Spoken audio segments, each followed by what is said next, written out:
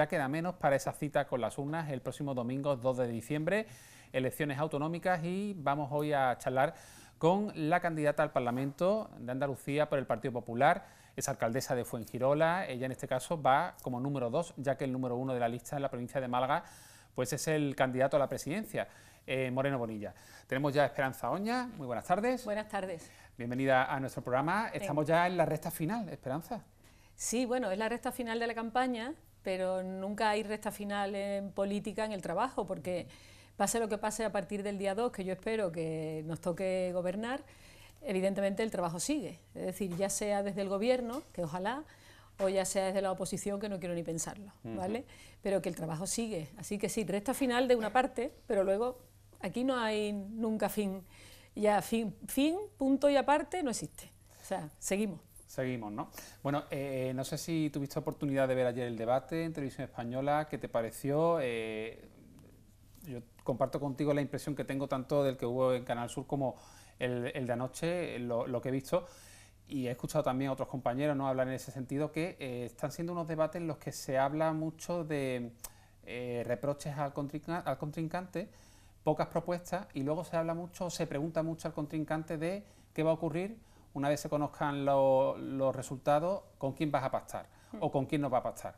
Esto, el ciudadano, ¿cómo lo debemos interpretar? Porque luego es cierto que fuera de esos debates sí se escuchan propuestas del Partido Popular, de otras formaciones, pero los debates, poca propuesta y mucho enfrentamiento, y sobre todo esa obsesión por con quién vas a pactar. Bueno, yo creo que esto es normal en todos los debates políticos del mundo democrático, ¿no? Porque si vemos, por ejemplo, el debate en Estados Unidos, en unas presidenciales, es exactamente igual. Y si lo vemos en otros países, es exactamente igual. Es decir, que claro, lo que pretendemos siempre los políticos en los debates es hacer una comparación de quién puede resolver mejor los problemas actuales, ¿vale?, en el momento en que se producen las elecciones.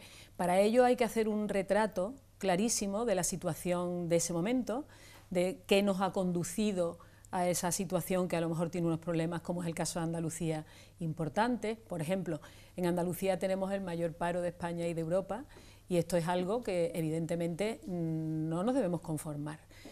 Tenemos que insistir mucho para buscar credibilidad, ¿no?, y confianza en que esa situación no es irreparable, que puede venir un partido y hacerlo mejor y crear empleo. Entonces, es importante para comparar situaciones, para comparar el contexto en el que nos encontramos, para plantear incluso las propuestas, tenemos que ver muy bien en qué contexto estamos. Entonces, es verdad que luego en el debate te vas acalorando, te apasionas, y al final pues se nos va el tiempo en decir cómo hemos llegado hasta aquí, tanto por parte de uno como por parte de otro. Lo veo totalmente normal. Luego ya en programas más sosegados, más tranquilos, se puede hablar de propuestas. Pero si me permite una observación, incluso la propia prensa recoge muchísimo más siempre cuando hay enfrentamiento o confrontación de ideas, que no es más que comparación de ideas, sí, que cuando hay propuestas. Normalmente, cuando hacemos una rueda de prensa dando propuestas, casi ningún medio lo recoge. O sea que realmente creo que es algo que es irremediable, ¿no? Pues esta tarde, como yo lo que quiero escuchar propuestas tanto del Partido Popular como de otras formaciones que puedan pasar pues por esta cadena y por este programa, Esperanza, por ejemplo, ha propuesto lo siguiente. A ver, bajada masiva de impuestos para incentivar la creación de empleo. Un poco en la línea de lo que apuntaba al principio de aminorar, ¿no?, esas tasas de desempleo que hay en Andalucía, que son ciertamente bastante preocupantes.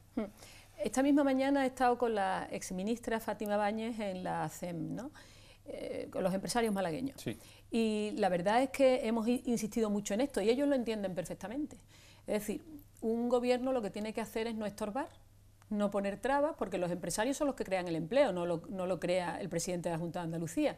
Los que emprenden son los emprendedores, los que ponen un negocio a lo mejor hipotecando su casa son los que están corriendo riesgos, ¿no? Entonces realmente para que eso suceda el gobierno lo primero no tiene que estorbar. No tiene que poner trabas, no tiene que tener burocracia. Lo segundo, si puede, tiene que facilitar. ¿Estamos de acuerdo? O sea, no estorbe y si puede, además, facilita. Entonces, para facilitar, evidentemente, no hay otra que hacer atractivo tu país o, en este caso, tu comunidad autónoma, hacerla atractiva. Si nosotros tenemos unos impuestos tan altísimos, ni permitimos a los andaluces que consuman, ni permitimos al emprendedor que invierta, porque le sale mucho más caro poner un negocio en Andalucía que ponerlo en cualquier otra comunidad autónoma. Entonces, ¿qué ocurre? Pues se van. ¿Qué ha pasado con Netflix? Netflix no se viene a Andalucía. Se va a otro sitio donde los impuestos son más baratos y es normal, lo haríamos todos. Entonces, ¿qué es lo que ocurre? Que en Andalucía no se crea empleo porque los impuestos son tan altos que no se pueden crear. O sea, cuando una persona hace las cuentas dice, no me interesa invertir en Andalucía. Entonces van a ser, no sé, 10.000 puestos de trabajo, pues 10.000 puestos de trabajo que se van a ir a lo mejor a un pueblo de Madrid. ¿Y por qué? Pues porque en Madrid todos los impuestos son mucho más baratos. Ahora mismo tenemos dos modelos distintos. Por ejemplo, el de la Comunidad de Madrid, que lleva gobernada por el PP mucho tiempo, es la comunidad que más crece de España, es la comunidad más atractiva para la inversión extranjera y nacional. Muchas empresas malagueñas se han ido a Madrid, y eso yo no quiero mencionar ninguna, pero son muy conocidas por todos nosotros. Y ya no están en Andalucía, se han ido a Madrid, o sea que perdemos incluso las nuestras. Entonces, ¿por qué se van? Pues porque es más atractivo, porque los impuestos son más baratos y a la hora de crear empleo se beneficia a la sociedad. Aquí ponemos unos impuestos tan altos que ni el emprendedor de Andalucía ni el emprendedor de fuera viene a nuestra tierra, pues vamos perdiendo empleo. Entonces, lo quiero explicar con esta claridad porque se está entendiendo. Mucha gente dice, es que claro, si bajamos los impuestos entonces no se pueden mantener los servicios, todo lo contrario. Vamos a ver, ¿de dónde salen las pensiones? Fundamentalmente de los que estamos trabajando de los ahora. Que estamos trabajando. Entonces, si creamos trabajo, estamos creando bienestar social. Si creamos paro, al revés, nos cuesta muy caro mantener a las personas que están en el desempleo. Dentro de la bajada de impuestos que plantea en Andalucía el Partido Popular, también tiene en cuenta una bajada del tramo autonómico del IRPF. Claro, porque encima que el tramo, vamos a ver, el IRPF, ¿qué es? El impuesto sobre la renta, luego es el impuesto al trabajo. ¿Cómo es posible que en la comunidad que tiene más paro de España, es que yo creo que estoy hablando con mucho sentido común, o sea, la comunidad con más paro de España es la que más castiga al trabajador por trabajar? Es que eso no tiene sentido. Al revés, tendríamos que castigarle menos, por lo menos hasta que tengamos muchísimo empleo de muy alta calidad y con sueldos más altos. Tenemos los peores sueldos de España, pero con mucha diferencia. Si nos comparamos con Madrid, que es verdad que es la más próspera, sí, nosotros ganamos 9.000 euros menos de media que los madrileños. ¿Eso cómo puede ser? Al año. Entonces, nosotros lo que creemos es que el IRPF, el tramo autonómico, tiene que bajar 2,5 puntos. O sea, en un porcentaje de 2,5. Claro, del tramo autonómico. Autonómico. Claro, el estatal, lo que el Estado haga no nos podemos meter ahí, ¿no? Es su competencia. Eso se notará luego en las nóminas. Hombre, evidentemente las nóminas van a ser un poquito más altas, con lo cual fomentamos el consumo. Si fomentamos el consumo, entramos en una espiral de prosperidad, porque ese consumo está dejando dinero en los negocios. Los negocios pueden reinvertir, si no se lo lleva la Junta de Andalucía en impuestos, claro, puede reinvertir, se va creando empleo. Y esto es una sucesiva cadena de prosperidad. Lo otro es una cadena al revés, de fomento de la pobreza, de reparto de pobreza y de compartir todo en las últimas posiciones. Entonces yo es que lo veo tan lógico lo que estamos diciendo. La mayoría de los economistas opinan que una bajada de impuestos siempre, en unas condiciones en las que se puede hacer, siempre activa el empleo. Conciliación, vida familiar, vida laboral. Aquí, por ejemplo, otra de las propuestas de la formación a la que pertenece Esperanza Oña es guarderías gratuitas en Andalucía. Ahora mismo, ¿en qué circunstancias, en qué situación nos encontramos en ese sentido? Bueno, nosotros nos encontramos con que el 90% de las guarderías que hay o de las plazas, más bien, de las plazas de guardería que hay en nuestra comunidad autónoma son privadas. Bueno, a mí me parece perfecto, yo no tengo ningún complejo con lo privado siempre que el usuario no le cueste el dinero. Si nosotros estamos hablando de que la educación tiene que ser obligatoria, si estamos hablando de conciliación familiar, siempre además se perjudica a la mujer en un porcentaje mucho más alto que el hombre, ¿no? No digo que las cosas no vayan cambiando, pero es verdad que la mayoría de las veces, si alguien se sacrifica, suele ser más a menudo la mujer que el hombre. Entonces, normalmente la mujer es la que se coge la jornada reducida para poder atender a los hijos. Entonces, creemos que la guardería tiene que ser gratis, que todo el mundo pueda dejar a sus hijos ahí, tenga o no tenga trabajo. ¿Por qué? Porque si no tiene trabajo puede ser que lo encuentre, y si tiene trabajo puede ser que le permita ascender en el trabajo, que si no al final no podemos, las mujeres no promocionamos normalmente nuestro trabajo porque suele ser con muchas cortapisas. Entonces, aparte de todo, por pura filosofía, ¿la educación es un derecho constitucional? Sí. ¿Tiene que ser gratuita? Sí. Entonces, ¿por qué de 0 a 3 años, que cuando más conciliación se necesita, cuando es más dependiente, ¿no? Nuestro hijo es mucho más dependiente cuando tiene esa edad? ¿Cómo en que en esa edad la educación infantil no puede ser gratuita? ¿Por qué se convierte en un lujo? Es que no tiene sentido. Yo comprendo que es una apuesta decidida por la educación y por la conciliación y en consecuencia por el empleo y por la mejor vida familiar. Muy decidida y costosa. No estamos diciendo que va a ser en 6 meses, pero que evidentemente nosotros vamos a ir por esa senda, desde luego que sí. Y bueno, y si me permite, el bilingüismo, al ritmo que va en Andalucía, hacen falta otros 40 años para que sea total.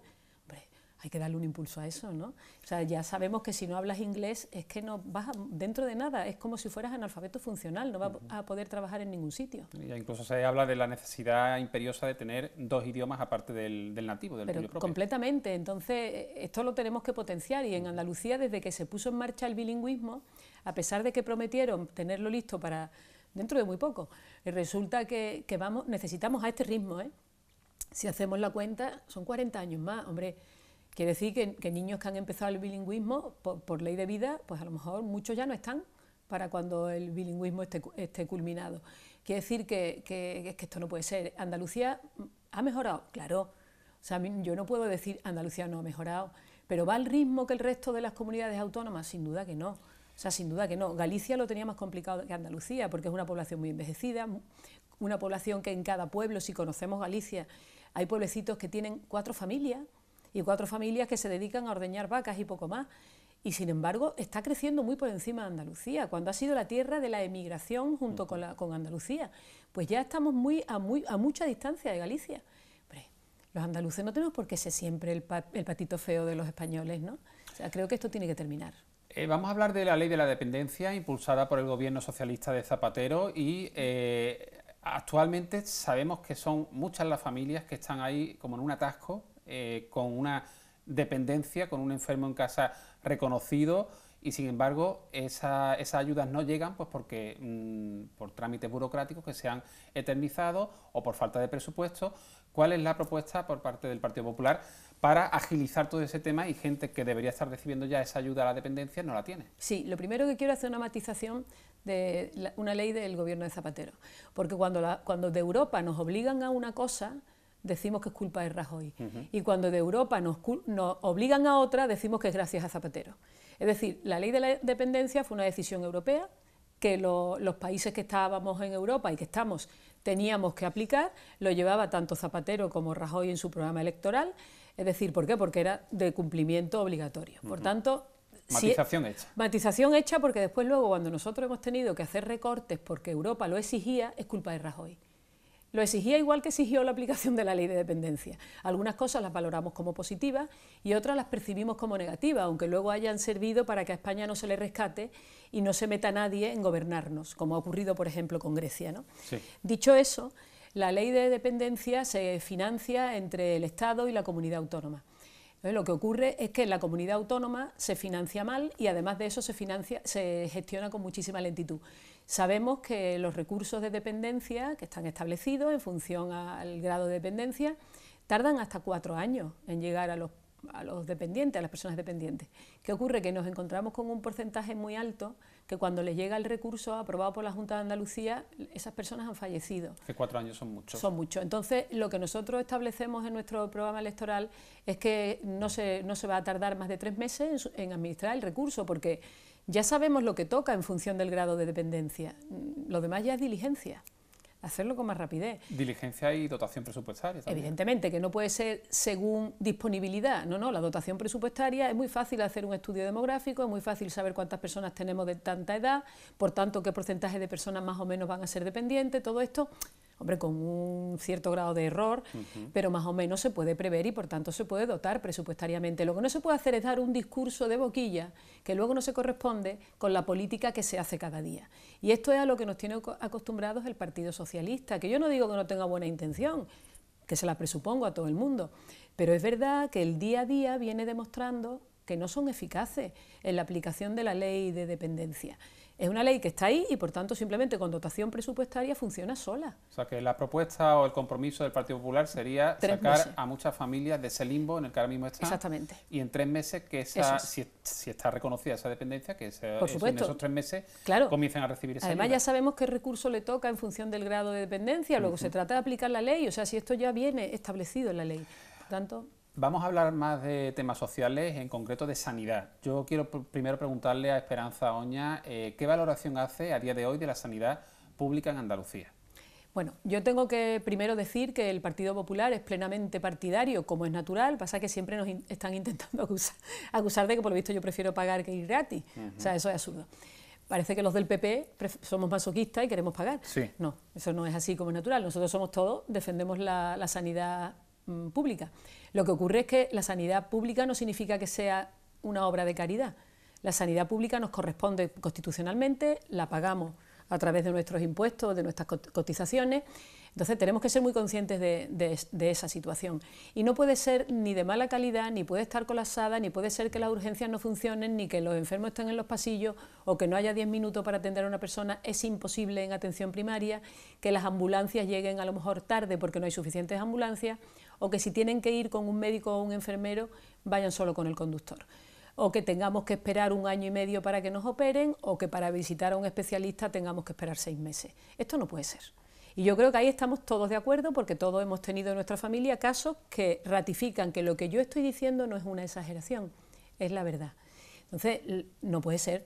Nosotros que creemos que si los profesionales sanitarios están ahora mismo en la calle, que lo están en todas las provincias andaluzas en mayor o menor medida, sí, pero son ellos, no el PP, ellos, los que están en la calle protestando. Hoy se movilizaban a atención primaria, ¿no? Correcto, porque están en una huelga prácticamente continua. Yo llevo en el Parlamento desde el año 2000. Que yo sepa, desde entonces están pidiéndole al Partido Socialista 10 minutos por paciente, que no me parece nada extraño. Mire, yo cuando terminé mi carrera de medicina, primero estuve trabajando en atención primaria. Concretamente en Sevilla, pasaba consulta allí, entonces llevaban ambulatorios, sí, ¿vale? Y yo sí tenía 10 minutos por paciente. Entonces, lo que ha ocurrido luego es que ha ido empeorando, al menos en atención primaria, que es de lo que estamos hablando en este instante, la relación del médico con el enfermo, y prácticamente ya en 1 minuto hay que despacharlos. ¿Por qué? Porque tiene una lista ahí de 40 más. Entonces, eso no puede ser. Tenemos que tener el tiempo que necesitamos, tenemos que tener el derecho a los medicamentos que necesitemos, no a medicamentos que se compran a través de una subasta pura y dura y que resulta que son el 90% de esos medicamentos vienen de Vietnam o de la India o de países similares. Nada que objetar a esos países, pero hombre, francamente, no sé, preferimos que haya otros laboratorios o esos también, pero que cada médico pueda recetar lo que le parezca conveniente. Hay enfermos que, aun siendo el mismo principio activo, reaccionan mejor ante unos medicamentos que ante otros. Y eso los propios médicos lo están comprobando, y por eso ellos se quejan de la subasta del medicamento. Con el PP no habría subasta de medicamentos, es decir, no hay que ahorrar en la salud de las personas. En eso hay que invertir, y somos la comunidad, y termino, sí, que menos invierte en sanidad de toda España, con lo cual no tenemos muchos motivos para aplaudir la gestión del PSOE. Esperanza Oña, en esa campaña ha prometido un hospital para Mijas y Fuengirola. Además ha rescatado esa propuesta o ha recordado al electorado esa propuesta que, por lo visto, el Partido Socialista se comprometió en 2003 y a fecha de hoy pues no ha llegado. Y luego hoy mismo ha hablado de la necesidad de implantar urgencias 24 horas en el centro de salud existente en la barriada de Tiro Pichón. Correcto. Pero porque son promesas no del Partido Socialista, sino del Gobierno de la Junta de Andalucía, con lo cual son promesas que ya son acciones del Gobierno andaluz. Entonces, no solamente han sido promesas hechas en periodo electoral, sino que han sido promesas, por ejemplo, la de Fuengirola Mijas la hizo el propio presidente Chávez allí. O sea, dijo, aquí hace falta un hospital, me comprometo a llevar esa obra a cabo de forma inmediata. Eso lo prometió en el año 2003. No tienen ni los terrenos, es que no han preguntado ni por ellos. Entonces, francamente... Hace 15 años se hizo esa propuesta. 2003. Entonces, la verdad que mi pregunta es, ¿tenemos las personas que vivimos en Fuengirola y Mijas, tenemos razones para confiar en la palabra del Gobierno andaluz? Pues no muchas, porque esto nos lo prometieron en 2003, yo lo he llevado al Parlamento en numerosas ocasiones, el Partido Socialista ha votado en contra, y cada vez que he preguntado al consejero o consejera de Salud sobre esta promesa, ni si te vi no me acuerdo, vamos, nada, ningún interés. La actual consejera de Salud, además, dice claramente que no lo ve necesario. Y bueno, es una promesa. Con el Tiro Pichón llevan también, me parece que desde el año 2004, pidiendo las urgencias, porque ya nació deficitario ese centro de salud, nació sin urgencia, cuando hay una población allí que depende de ese centro de salud de más de 30.000 personas. Entonces, es completamente absurdo, y existiendo además sitios. Porque si no hubiera sitio, pues mira, nos tendremos que conformar. Pero es que hay sitio, y es que además se prometió y se quedó sin hacer. Por tanto, yo creo que es hora de que los andaluces reivindiquemos aquellas cosas que el propio Gobierno de la Junta de Andalucía nos prometió, y que luego nunca en la vida han venido. En Málaga también podríamos decir lo mismo del tercer hospital. O sea, llevamos ya, creo que 3 elecciones hablando de ese asunto. Y muchas cosas, el Hospital del Guadalhorce, que después de 8 años de tener que pagarlo en parte la Diputación en vez de la Consejería de Salud, y después del retraso que, como digo, acumula, se abre hace 2 años y medio y solamente está funcionando el 20% del Hospital del Guadalhorce. ¿Esto qué es? Es un hospital fantasma en medio de la nada. Hablando de hospitales fantasmas, en este programa nos movemos mucho también por los pueblos, por el interior de la provincia, y hay algunos ciudadanos que a lo mejor pues tienen algún enfermo o enfermedades ya un poco pues graves, ¿no? Y que viven en el interior y dependen pues del hospital comarcal más próximo. Pues alguna vez que otras se han puesto en contacto con este magazine, con este programa, para protestar pues porque hay especialidades de hospitales comarcales que se han retirado y que para determinadas pruebas, pues un enfermo que a lo mejor está encamado en un hospital comarcal, pues tiene cada X días, tienes que desplazarte a la capital, mareo de médicos, de Tremendo. viaje, y al final es muy doloroso. Al final es que dices, bueno, es que para estar mejor no estar enfermo grave, Sin eso lugar a obvio, dudas. pero evidentemente tiene más posibilidades de salir adelante viviendo en una capital que en el interior. Por Eso no puede ser. por eso para el Partido Popular tenemos nosotros tenemos 5 ejes, que no los voy a contar por la prisa, 5 ejes que sustentarían nuestro gobierno. Uno de ellos es la igualdad. La igualdad no me refiero solo a hombre y mujer, que también, o salarial, que también. Me refiero a esta igualdad. Es decir, ¿por qué una persona que a lo mejor necesita un oncólogo muy especialista tiene mejores posibilidades, muchas más posibilidades viviendo en la capital que viviendo en un pueblo de la provincia de Málaga? No es justo. Si eso no es justo, y creo que estamos todos de acuerdo, habrá que buscar la forma de que eso se resuelva. Y en lugar de trasladar a lo mejor a un enfermo, que igual tarda hasta 4 horas en trasladarse, ¿por qué? Porque recogen a otros por el camino. ¿No sería más razonable que el especialista fuera al hospital comarcal durante unas horas a la semana o durante un par de días a la semana? Pues yo creo que parece que sí, ¿no? Entonces, hay cosas que no cuestan más dinero, simplemente cuesta un poquito de atención y de gestión. Optimizar mejor los recursos. Claro, ¿no? entonces, esto es así. Y, por ejemplo, como decía antes, en el Hospital del Guadalhorce pasa eso, los trasladan al clínico. Cuando la gente va allí a urgencia, después de estar allí, como no hay urgencia, en un hospital que no hay urgencia, los tienen que desplazar al clínico. Y así con 20 o más especialidades, que no las tienen todavía. Eso, es que no tenemos por qué aceptar estas cosas. Por eso digo, no es beneficencia, ¿eh? Pagamos por ello y tenemos que tenerlo en las mejores condiciones. Y esto es lo que el Partido Popular quiere, una sanidad pública pero de calidad. Si no, le digo, ¿por qué en toda Andalucía han crecido los seguros privados más que en ninguna otra comunidad autónoma? Porque los enfermos, los pacientes, los usuarios deben entender que tienen una atención pública algo peor o más molesta que en otras comunidades autónomas. Es decir, la persona que de su trabajo quita una cantidad para buscarse un seguro privado, es evidente que alguna mala experiencia ha tenido para tomar esa decisión. Por tanto, ojalá no tuviéramos que recurrir a los seguros privados, pero está claro que la población andaluza entiende que sí. Entonces, yo creo que Susana Díaz y el PSOE están privatizando la sanidad, pero de una manera a paso acelerado. A esto me refiero, ¿no? Para los amantes de los animales, que cada vez son más afortunadamente, también el Partido Popular en Andalucía lleva una propuesta en su programa electoral de ley de protección animal, que sería, según asegura o defiende el Partido Popular, pues de las más proteccionistas de Europa. Sí. Con los animales. Hoy yo me siento encantada con esta pregunta, porque yo soy súper animalista. Yo también. Pues ya somos 2, somos muchos más, ¿eh? Sí, por supuesto. Eso es.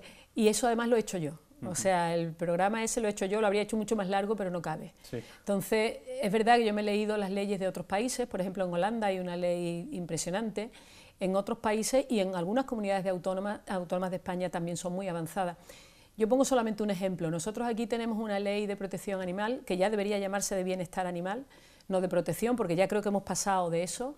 No se trata de que a un animal no le demos una patada, se trata de que viva con cierta dignidad, la dignidad que le corresponde a un animal, ni más ni menos, ¿no? Entonces, nosotros, la verdad es que tenemos una ley animal en Andalucía desde el año 2003, pero que no tiene hecho ni el reglamento, con lo cual no se puede aplicar.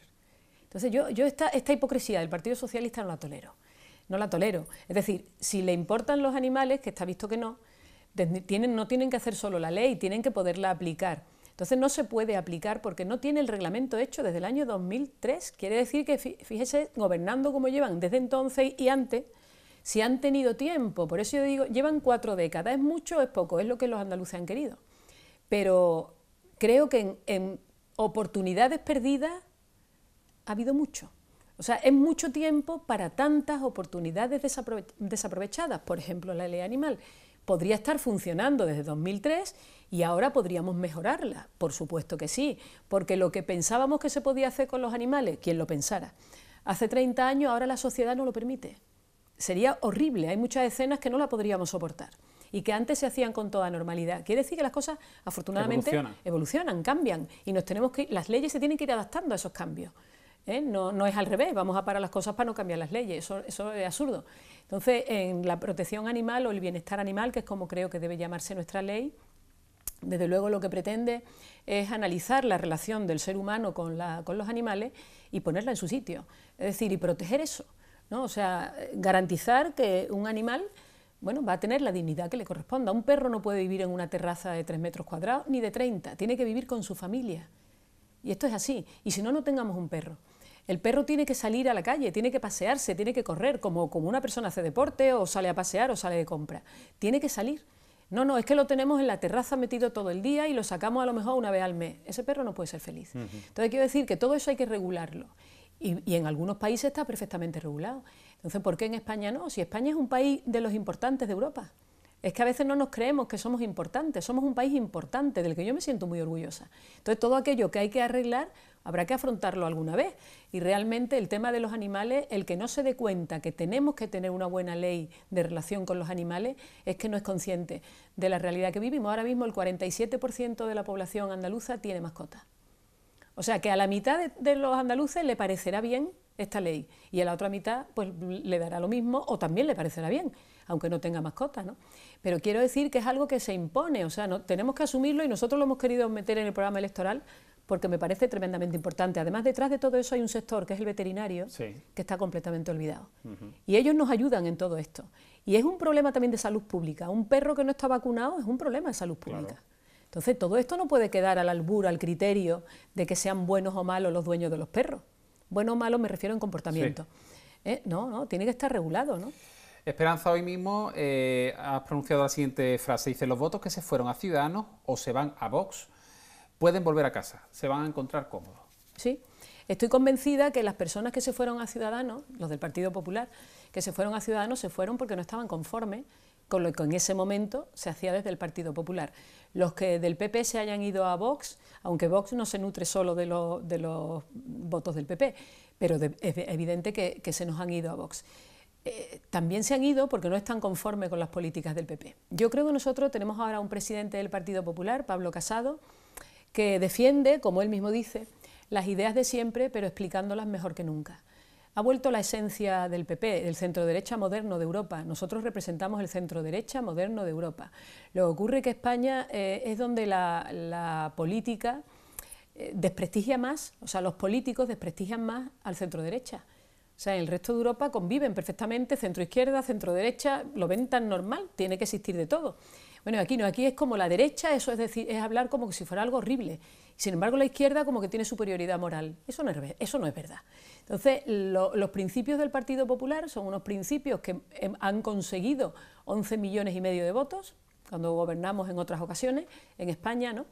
¿Y por qué no puede volver eso? ¿Por qué no?